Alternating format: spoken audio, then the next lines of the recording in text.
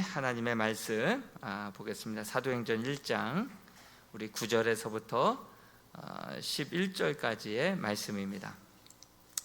새 9절의 말씀인데요. 사도행전 1장 9절에서부터 11절까지 말씀을 우리 같이 한 음성으로 한 목소리로 함께 읽겠습니다. 이 말씀을 마치시고 그들이 보는데 올려져 가시니 구름이 그를 가리어 보이지 않게 하더라. 올라가실 때 제자들이 자세히 하늘을 쳐다보고 있는데 흰옷 입은 두 사람이 그들 곁에 서서 이르되 갈릴리 사람들아 어찌하여 서서 하늘을 쳐다보느냐. 너희 가운데서 하늘로 올리신 이 예수는 하늘로 가심을 본 그대로 오시리라 하였느니라. 아멘. 할렐루야. 지난 우리 창립 기념 주일 때 새 생명 큰 잔치를 벌였죠.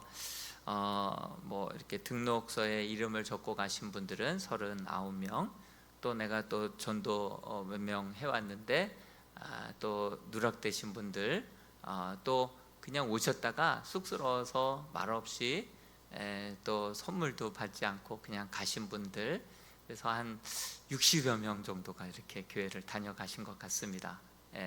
39명 이름 적고 가셨고, 또 여러분들이 또 오셔서 선물은 받아갔지만 또 누락되신 분들도 좀 계시고, 이래저래 한 60여 명 정도 다녀가시고, 정말 총동원 주일 그리고 새생명 큰 잔치, 좀 하나님이 기뻐하시는 뜻깊은 날에 정말 1년 전도할 분보다 더 많은 숫자가 이렇게 하루 새생명 초청 잔치에 오게 되어서 이것은 사람의 힘으로 되지 않죠.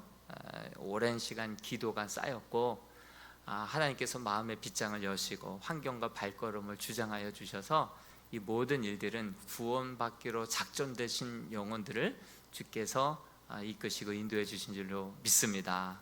아까 기도할 때도 잠깐 언급했듯이 정말 뭐 몇 명 나왔다 뭐 숫자에 만족하고 안주할 것이 아니라 이들의 이름이 하늘의 생명록에 기록되고 정말 이들이 하나님이 다스리시는 그러한, 그래서 흔들리지 않는 믿음의 소유자들이 될 수 있기를 함께 협력하시고 기도하시고 힘써 주시기를 다시 한번 간곡히 부탁을 드립니다.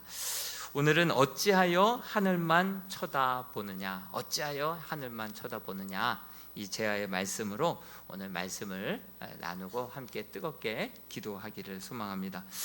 오늘의 이 말씀은요, 예수께서 마지막 유언과 같은 정말 내 증인이 되어라 이렇게 말씀하시고, 그리고 주님께서 승천하셨죠. 승천하시자 제자들이 넋을 잃고 예수님 하늘로 승천하시는 그 신비로운 모습만 바라보면서 입도 다물지 않았던 것 같아요. 두 천사가 어찌하여 서서 이 모습만 지켜보고 있느냐, 이렇게 지적을 하고 있는 말씀입니다.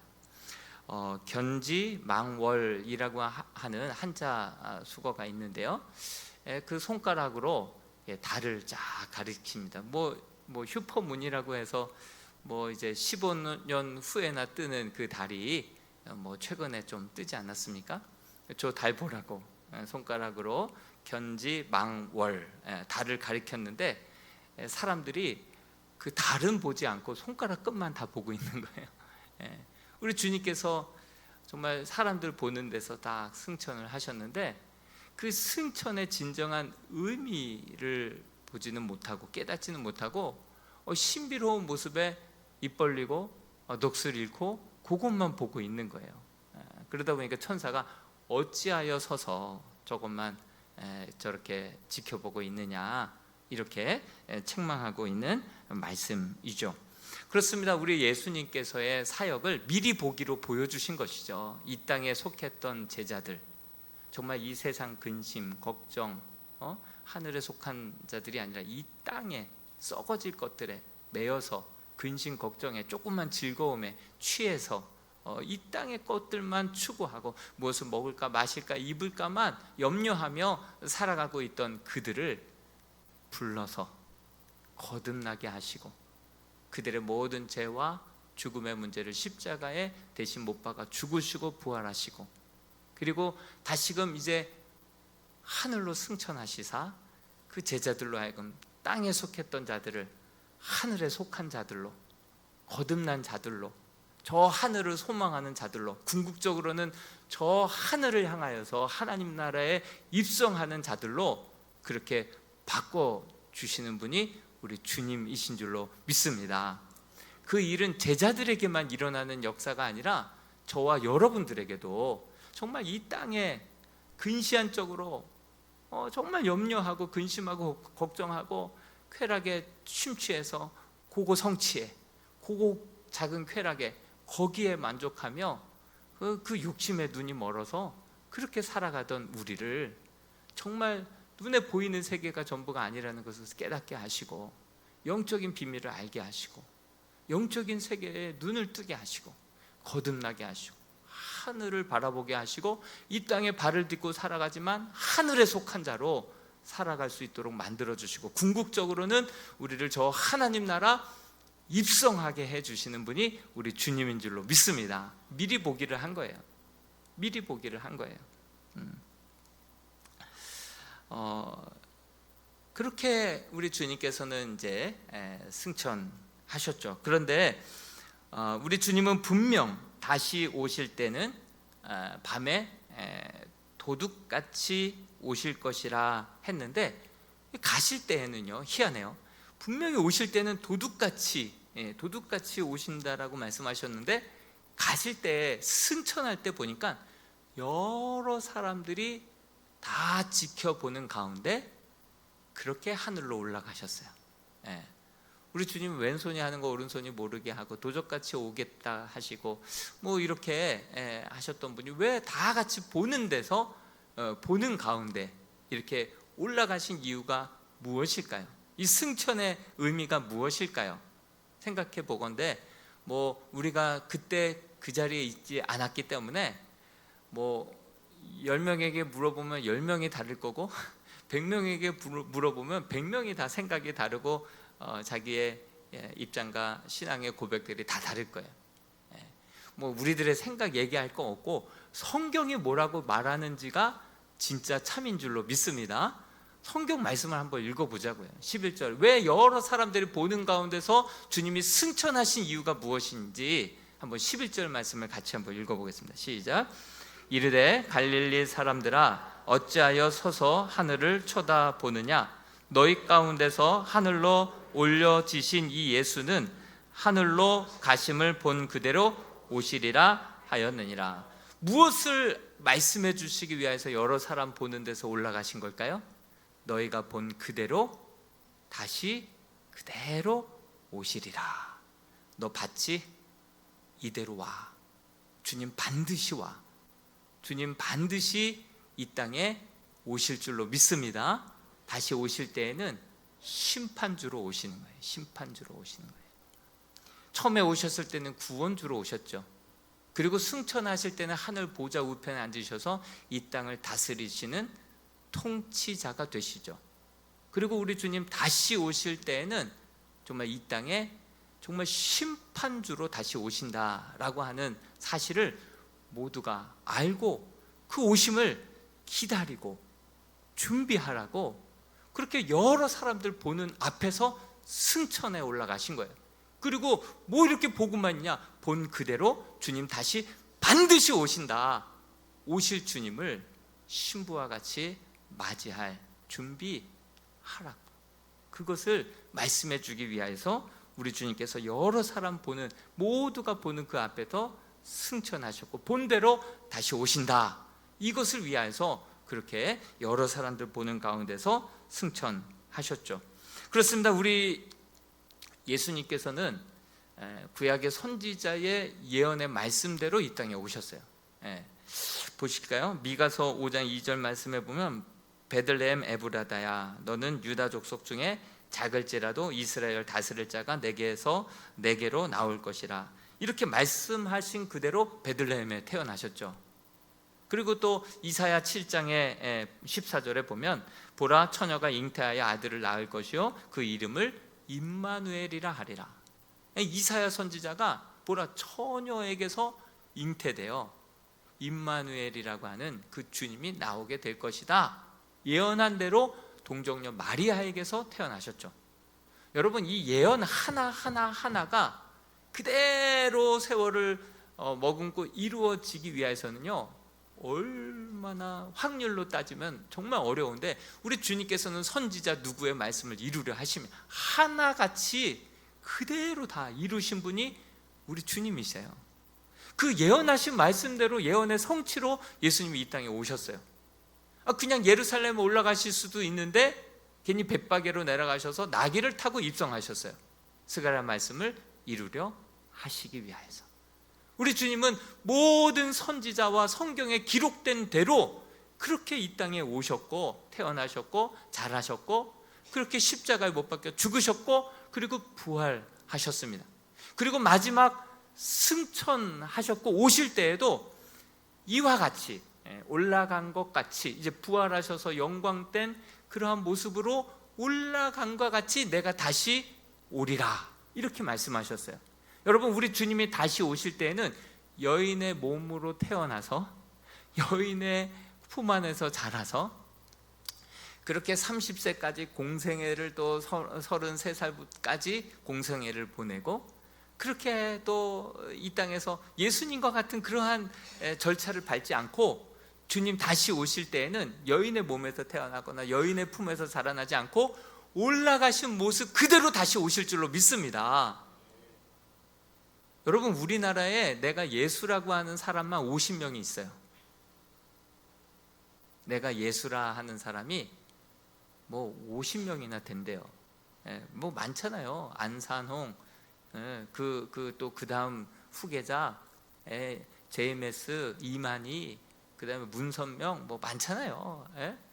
또 얼마 전에 서거했던 사람도 마찬가지고, 뭐 이렇게 내가 예수라는 사람 많아요. 그런데 오실 그 메시아는 여인의 몸에서 태어나는 거예요. 다 누구의 아들이잖아요. 누구의 딸이잖아요. 여인의 몸에서 태어나지 않아요. 구름 타고 오시고, 정말 우리 주님은 올라가신 그 모습 그대로 이대로 내려오시는데 여인의 몸에서 태어나요. 누구의 아들, 누구의 딸, 다 거짓말이에요. 여러분, 제가 신방 갔는데 그래요. 권사님이 요즘 이단이 많고 뭐 내가 자칭 예수라는 사람 50명이나 된다, 이런 얘기했더니만 본인은 예수 믿고 성경을 많이 읽었는데 성경만 읽으면 그들이 다 거짓 선지자라는 거 뻔히 아는데 왜 그거를 그렇게 많은 사람들이 현혹되는지 모르겠다고 그래요. 여러분, 예수님 당시에는요, 그들이 문자 그대로 그 메시아를 갈망했고 메시아를 기다렸어요. 그래서 그분이 말씀 그대로 오셨다라는 것을 몰랐을까요? 알았죠. 알았는데 기득권 때문에 오히려 예수를 십자가에 못 박아 버렸어요. 근데 오늘날에는 왜 이렇게 많은 사람들이 현혹될까 생각해 보면 성경을 덮어놓고 믿어서 그래요. 안 읽어서 그래요. 성경을 조금만 읽어보면 말씀 그대로 예수님은 오셨고 행하셨고 예언하신 대로 그대로 다 성취하시고 죽으셨고 부활하셨고, 주님은 이 땅에 정치적 군사적 메시아로 오신 것이 아니라 이 땅의 죄와 사망의 권세에서 우리를 해방시키기 위해서 십자가에 죽으시고 부활하시기 위해서 오신 그대로 죽으셨고 부활하셨고, 그리고 다시 오실 때에는 여인의 몸에서 태어나는 것이 아니라 그때 부활하신 영광의 몸으로 내가 다시 그와 같이 본 그대로 내가 이 땅에 오리라 말씀하셨는데, 우리는 성경을 읽지도 않으니까 별의 별 말 같지도 않은, 가짠지도 않은 사람들에게 그렇게 사람을 유린하고 겁탈하고 그렇게 성적 놀이개로 만드는 그런 사람들에게 속여서 그렇게 넘어가는 이유는 성경을 덮어놓고 신비와 그러한 뭐 기적과 그러한 것들에 현혹되어서 그렇게 믿다 보니까, 그렇게 미혹돼서, 자기 욕심에 미혹되어서, 자기 생각에 미혹되어서, 그래서 예수를 믿다 보니까 그렇게 많은 지금 그런 이단에 빠진 사람들이 너무나도 많은 이유가 바로 거기에 있는 거예요. 여러분 성경을 읽을 수 있기를 바랍니다. 성경을 덮어놓고 믿지 마시고 매일매일 일용할 양식으로 우리에게 주셨기 때문에 매일매일 성경을 주야로 묵상하고, 정말 매일매일 하나님의 말씀을 정말 내 인생의 만나로, 영의 양식으로, 길라잡이로, 내비게이션으로 그렇게 삼고 그 말씀을 등불 삼아 걸어갈 수 있는, 주의 말씀은 내 발의 등이요 내 길의 빛이니이다, 그 말씀대로 살아갈 수 있는 그런 성도 될 수 있기를 축원드립니다. 이번에 성경 90독을 했어요. 그래서 한 독할 때마다 10,000원씩 장학금을 지급하기로 해서 100만 원 되면 이제 지역 사회에 주민센터에서 소개해 주는 분, 그리고 우리 교회에 또 장학생들 선별해서 정말 그렇게 또 장학금을 지불하려고 그래요. 일석이조 아닙니까? 성경도 읽고 장학금도 나눠주고 얼마나 좋습니까? 또 필사하면 10독이에요. 10독. 지금 필사자가 거의 다 마무리돼 간다고 그래서 빨리 100독만 채워라, 그러면 이제 장학금을 지급하려고 그러고 있는데, 여러분 말씀을 덮어놓고 믿을 것이 아니라 펼쳐놓고 그거 말씀을 등불 삼아 주님 걸어갈 때에 정말 우리가 2단 3단 그렇게 빠지지 않고 우리가 주님의 다시 오심을 온전히 맞이하고 준비하는 순결한 주의 신부가 될 줄로 믿습니다. 벌써 오독하신 분도 계세요. 벌써 오독하신 분도 계세요. 너무 이 자리에 계세요. 박수를 쳐드리고 싶어요. 너무 감사해요. 여러분, 주님께서는 말씀하셔서 하늘로 올리우신 그대로 오시리라, 그렇게 말씀하셨죠. 우리 주님 오실 때에는 정말 모두가 알아볼 수 있도록 각 사람이 그를 눈으로 보게끔 오신다라고 말씀하셨어요. 태양은요 이쪽에서 뜨면 저쪽은 밤이죠. 그런데 주님이 오실 때에는 뭐 이쪽에 있든 저쪽에 있든 땅끝에 있든 어디 곳에 있든 천사가 다 모아서 우리 주님 오실 때에는 그 누구도 못 알아보지 않게끔 모두 다 함께, 믿는 자든 안 믿는 자든, 정말 안 믿는 자들은 저분이 바로 하나님의 아들이었구나, 난 이제 죽었다 하고 무릎을 꿇고, 정말 우리 믿는 자들은 어서 오시옵소서 마라나타, 내가 다 준비됐나이다, 사모하며 기다렸나이다, 그렇게 주님을 맞이하듯 주님 앞에 무릎을 꿇고 경배하며 주님을 맞이하게 될 줄로 믿습니다. 모든 무리들이 다 주 앞에 무릎을 꿇는다고 말씀하지 않았습니까? 우리 계시록 1장 7절 말씀 같이 한번 읽어보겠습니다. 시작. 볼지어다 그가 구름을 타고 오시리라. 각 사람의 눈이 그를 보겠고 그를 찌른 자들도 볼 것이요 땅에 있는 모든 족속이 그로 말미암아 애곡하리니 그러하리라. 아멘. 그를 찌른 자는 죽었다. 무릎 꿇는 자들 가운데서는 못 알아봤네, 설마, 그러면서 모두가 무릎 꿇는, 다 각 사람이 다 그분을 알아보게끔 오신다는 거예요. 또 마태복음 24장 31절도 같이 한번 읽어보겠습니다. 시작. 그가 큰 나팔 소리와 함께 천사들을 보내리니 그들이 그의 택하신 자들을 하늘 이 끝에서 저 끝까지 사방에서 모으리라. 이 끝에서 저 끝까지 다 우리 주님 오실 때 맞이하시고, 정말 우리 주님 또 누구도 부인할 수 없는 그러한 참 구원자로 오실 때에 그 주님이 나에게 심판주가 아니라 구원자가 될 수 있기를 축원드립니다. 어떤 자에게는 심판주로 오시고 어떤 누구에게는 구원자로 오신다라고 하는 사실이죠.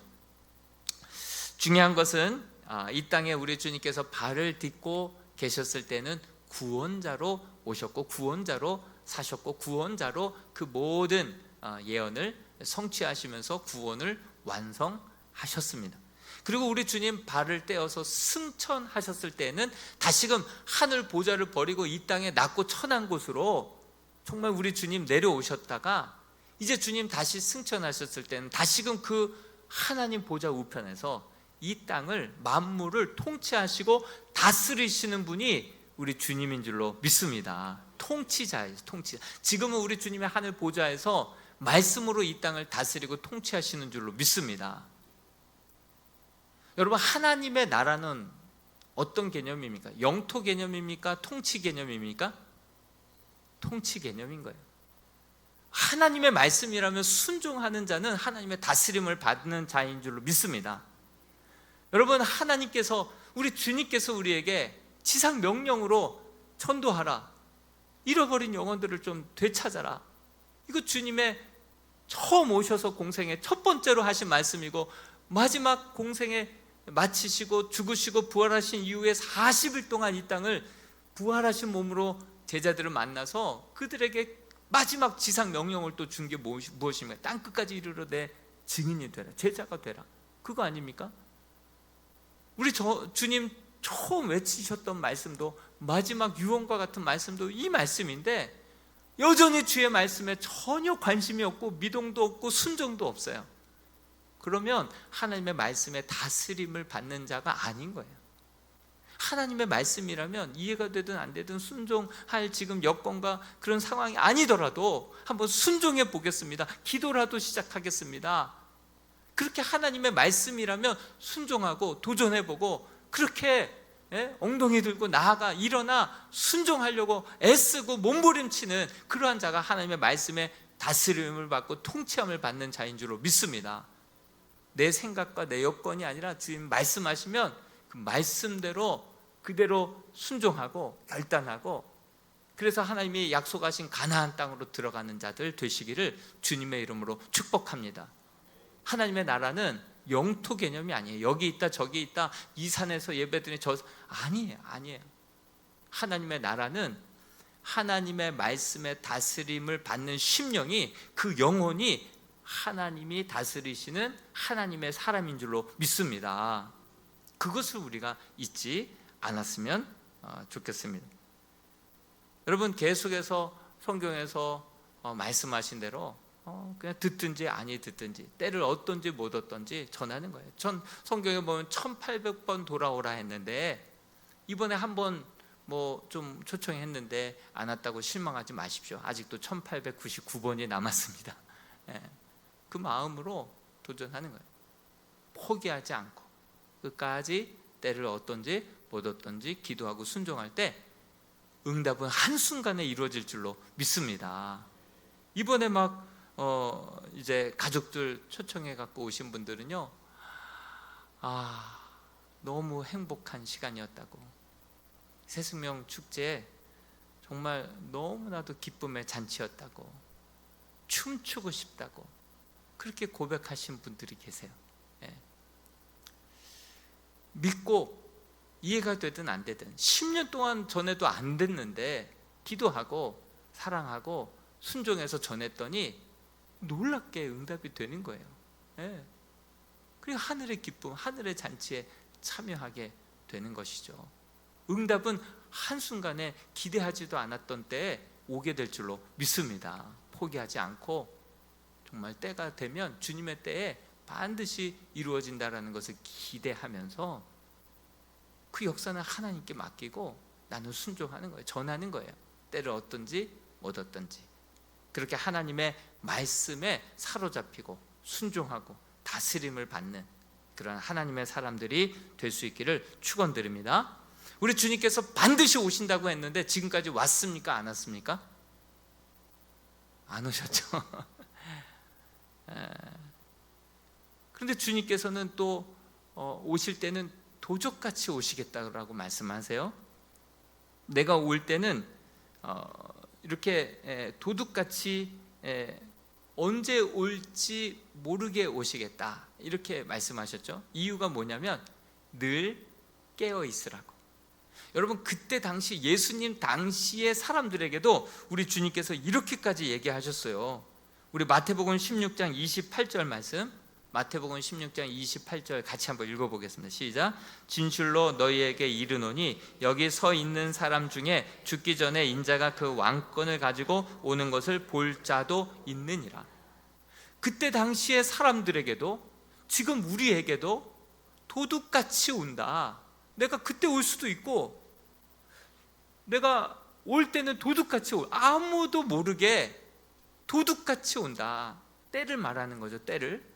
그렇게 말씀하신 이유는 누구든지 그때 사람들이나 지금의 사람들이나 늘 깨어 있게 하기 위함인 줄로 믿습니다.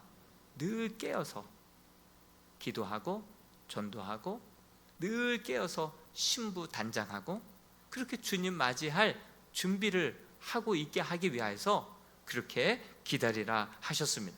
그렇지만 예수님께서 지금까지 안 오셨어요. 지금까지 안 왔으면 앞으로도 안 올 것이다 이렇게 생각한 사람들도 있었죠. 그런데 지금까지 안 오신 이유가 도대체 뭘까요? 베드로후서 3장 9절 말씀, 우리 다 말씀으로 풀어야 돼요. 말씀으로 같이 한번 읽어봅시다. 시작. 주의 약속은 어떤 이들이 더디라고 생각하는 것 같이 더딘 것이 아니라 오직 주께서는 너희를 대하여 오래 참으사 아무도 멸망하지 아니하고 다 회개하기에 이르기를 원하시느니라. 아멘입니다. 한 영혼이라도 더 주님께로 돌아오게 하기 위하여서 우리 주님께서 때를 늦추다 보니까 아직도 지금도 안 오신 거예요. 여러분, 아버지의 그 잃어버린 영혼들을 애타게 한 영혼이라도 더 돌아오게 하기 위하여서 기다리고 계시는, 정말 그 복음이 마지막 사람에게까지 전파되리니 그제서야 그날이 오리라 말씀하신 것처럼 여러분, 한 영혼이라도 돌아오기만을 기다리시는 아버지의 마음을 우리가 잊지 마시길 축원드립니다. 우리 주님 반드시 오십니다. 신앙은 기다림입니다. 다시 오실 때는 우리 주님 심판주로 오신다라고 하는 사실이죠. 주님의 심판이 우리 삶에 늘 염두에 두고 우리 삶의 기준이 되었으면 좋겠습니다. 그래서 나 자신에 대해서, 이웃에 대한 항상 기준이 되어서 내가 주님을 잘 맞이할 준비를 하고, 내가 그 이웃에게도 정말 때가 많이 남아있지 않다라는 마음을 가지고 정말 그렇게 이웃에게도 사랑을 실천하고 때를 어떤지 못 어떤지 복음을 전할 수 있는, 그래서 마지막 때를 정말 멋지게 정말 그렇게 대미를 장식할 수 있는 저와 여러분들이 될 수 있기를 축원드립니다. 동시에 내가 이웃에 대하여 심판주가 되려 하지 않았으면 좋겠습니다. 전도 안 하면 자꾸 우리는 남의 잘못들을 보게 됩니다. 그러나 전도해 보면 그렇게 내가 제대로 믿지 못하고 기도하지 못하고 제대로 사랑하지 못하고 제대로 본을 보이지 못했구나 라는 것을 뼈저리게 느끼게 되는 거예요. 여러분, 한 영혼 전도하고 한 영혼 세우기가 얼마나 어려운데 자꾸 하나님의 영광을 떨어뜨리는 사람들이 있어요. 교회를 비판하고 사람을 판단하고 사람을 자꾸 손가락질하고. 전도 안 해본 사람이에요. 전도해본 사람은요 정말 그렇게 심판주가 아니라 심판하실 주님을 맞이하고 준비할 자가 될 줄로 믿습니다. 여러분, 베드로전서 4장 7절에서 8절 말씀을 어떻게 우리가 마지막 때를 어떻게 지내야 될지 분명하게 말씀해 주고 있거든요. 이 삶이 우리들의 삶이 되었으면 좋겠습니다. 우리 같이 한번 베드로전서 4장 7절 8절 읽어봅니다. 시작. 만물의 마지막이 가까웠으니 그러므로 너희는 정신을 차리고 근신하여 기도하라. 무엇보다도 뜨겁게 서로 사랑할지니 사랑은 허다한 죄를 덮느니라. 오히려 너희가 심판주가 되어서 사람들을 판단하고 평가하고 교회를 비판하고 성도들을 나무라고 할 것이 아니라 근신하라, 깨어라. 너희는 오히려 기도해라. 그리고 심판주는 너희가 아니라 하나님이 심판주다. 그러니 그 심판주 앞에 어떻게 살아가야 될지 근신해라, 깨어라, 기도해라. 그리고 정말 서로 사랑할지니 오히려 원수까지도 사랑하고 그 사랑으로 덮을 정도로 그렇게 너희들은 사랑하며 살아야 된다. 그렇게 증인의 삶을 살려면 전하고 기도하고 사랑할 때 온전히 그들을 주님께로 인도할 뿐만이 아니라 내가 주님 앞에 섰을 때에도 정말 그렇게 순결한 주의 꽃으로 단장한 그러한 신부와 같이 주님 앞에 영광된 모습으로 서게 될 줄로 믿습니다. 우리는 전도자로 살기로 다짐할 때 그때부터 남에 대한 심판자, 판단자가 아니라 정신 차리고 깨어 기도하고 깨어 더 뜨겁게 사랑하자. 그리고 어떤 죄인까지도 사랑하시는 주님의 사랑을 기억하면서 잃어버린 영혼이 주님께로 돌아올 때까지 정말 사랑하고 섬기고 그렇게 품을 때, 그가 주님께로 돌아올 때 그 심판주 하나님이 그렇게 기뻐하시는 모습을 우리의 기쁨으로, 우리의 면류관으로, 우리의 자랑으로 삼으면서 주님 다시 오셨을 때 심판받아 마땅한 죄인이 아니라 주 예수여 어서 오시옵소서, 마라나타, 주님을 기쁨으로 맞이할 수 있는 저와 여러분들이 될 수 있기를 축원드립니다. 우리 주님은 마지막 때가 가까울 때 어떻게 사셨을까요? 요한복음 13장 1절 말씀 한번 읽어보겠습니다. 13장 1절입니다. 시작. 유월절 전에 예수께서 자기가 세상을 떠나 아버지께로 돌아가실 때가 이른 줄 아시고 세상에 있는 자기 사람들을 사랑하시되 끝까지 사랑하시니라. 우리 예수님과 같이 정말 끝까지 주의 사명, 전도의 사명, 증인의 사명, 그거 기억하면서 나는 심판자가 아니지, 나는 사람들을 판단하는 자가 아니지, 나는 사랑하라고 주님의 증인 되라고 부름받은 주님의 증인이지, 그것을 기억하고 전하고 기도하고 그리고 항상 끝까지 사랑할 수 있는, 포기하지 않고 사랑할 수 있는, 원수까지도 덮을 수 있을 만큼 사랑할 수 있게 되기를 주님의 이름으로 축복합니다. 그렇습니다. 우리 주님 구원자로 오셨습니다. 그리고 하늘로 승천하실 때 이 땅을 다스리시고 통치하시는 통치자로 계십니다. 그리고 우리 주님 다시 분명히 오십니다. 다시 오실 때에는 심판주로, 그 누구도 변명치 못할, 그 핑계치 못할 심판주로 오실 줄로 믿습니다.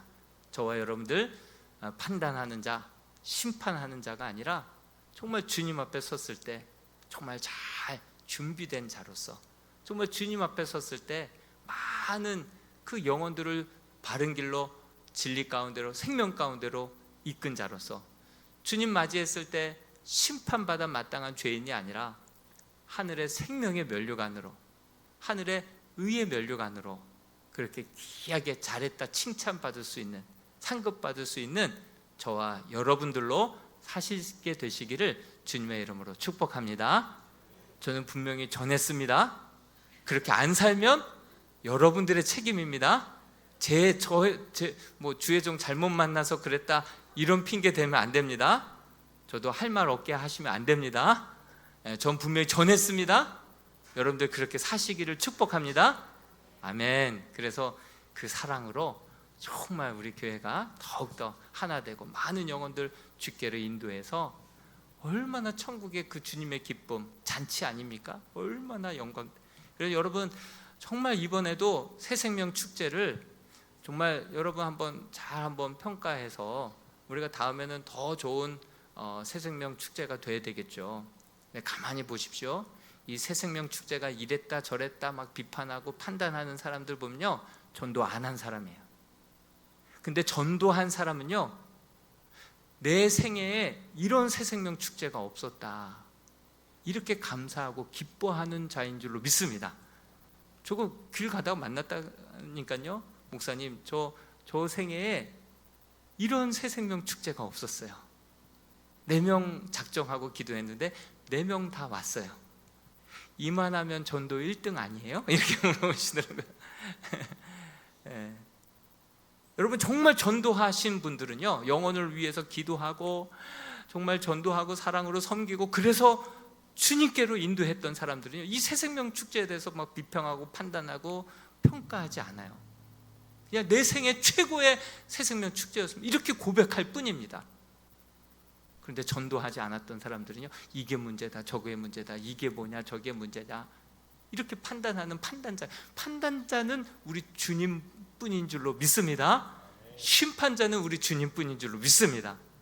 우리는 증인의 삶을 살고 주님 앞에 설 준비할 뿐입니다. 그러한 삶을 살게 되시기를 주님의 이름으로 축복합니다.